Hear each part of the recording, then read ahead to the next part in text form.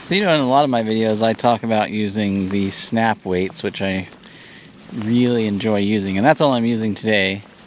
A few weeks ago, I came out here on Chelan and ran a downrigger rod and I ran a snap weight rod, and the snap weight rod just caught more fish, had a better landing ratio, and I just struggled with fish all day. Today, I've already got 8 in the boat. I haven't lost a single fish. And I used this little chart that I came up with, and I'll post a link to this video, that gives me the speeds, the couple different speeds to pick from and weights to get down to certain depths. But if you look at this chart, there's more than one way to get to the same depth, right? So if I wanted to say get down to 35 feet, I could use 3 ounces at 100 feet. Or alternatively, I could do 4 ounces at just 70 feet out, right? And so people have asked me, how do I make a decision between how much weight I'm going to run and my target depth? It's actually pretty simple for me. And the main thing is I'm going to look at the distribution of the fish in the water column. So, for example, today I'm on the lower end of the Lucerne Basin in Lake Chelan, and the fish today are spread anywhere from 60 to like 200 feet. Obviously, I can't get to 200 feet, but because the schools are shotgun scattered across a bunch of different depths, I'm actually going to run a heavier weight, because a heavier weight is going to go up and down through the column faster. Especially if I slow down, it's going to drop really fast. So let's say I'm trolling at 1.5 and the fish, and I have a 5 ounce weight on, and I've got 150 feet of line out, and I'm at around 50 feet. Okay, so I'm fishing sort of those top end of those fish.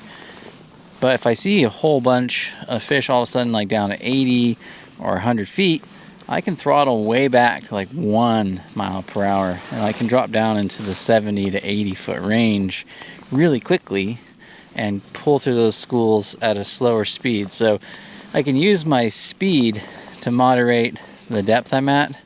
Rather than having to crank up and down, I can just use my speed to come up into shallower schools and then quickly drop down because I have that heavier weight on.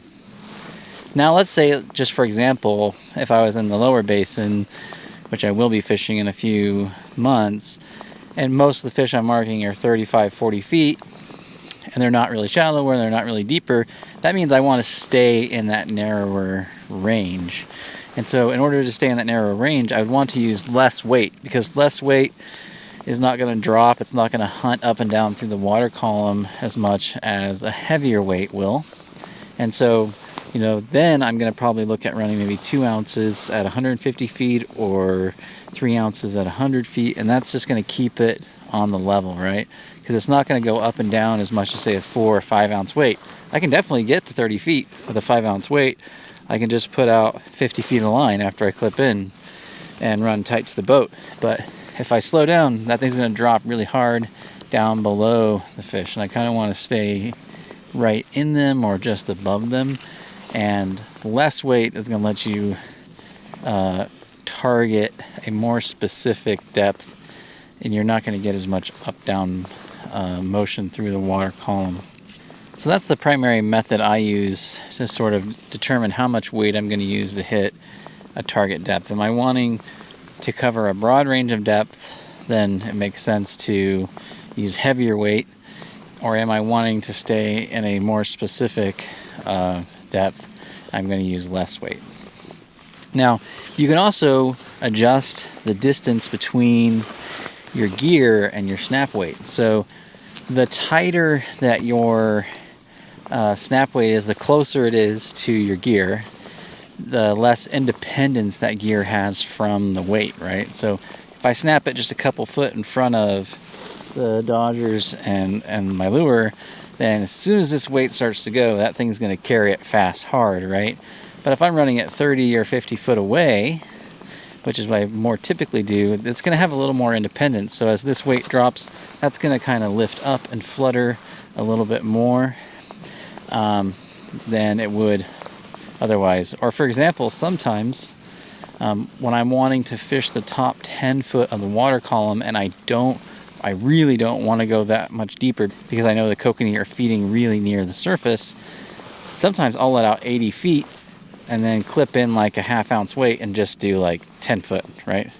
And that way that I know, because there's just only 10 foot between my rod tip and my weight, there's not a whole lot of error is going to be made in terms of going up, down the water column.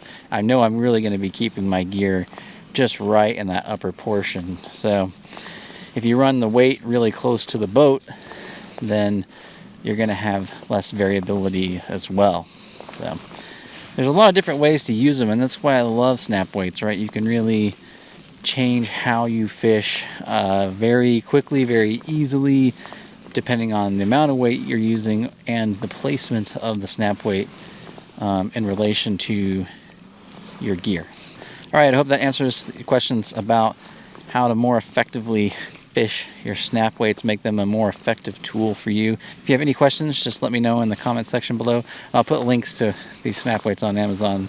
They're really easy to do, and then you can just pick up some cannonballs and rig up whatever weight systems that you need. I'll see you guys next time. Just remember, fish smarter, not harder.